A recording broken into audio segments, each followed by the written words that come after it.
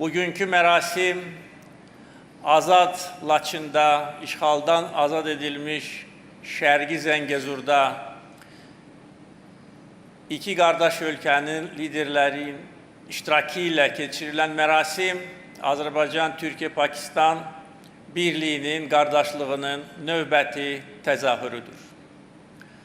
Xüsusilə bu bölgədə 30 il ərzində işğal altında olan Laçın şəhərində bizim birgə olmağımız böyük rəmzi məna daşıyır.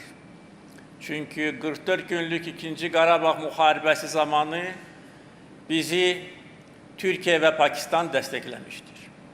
Türkiyə və Pakistanın dəstəyi bizi ruhlandırırdı, bizə əlavə güc verirdi. Bu böyük siyasi və mənəvi dəstəyə görə biz hər zaman qardaş ölkələrin rəhbərlərinə, qardaş xalqlara minnətdarıq.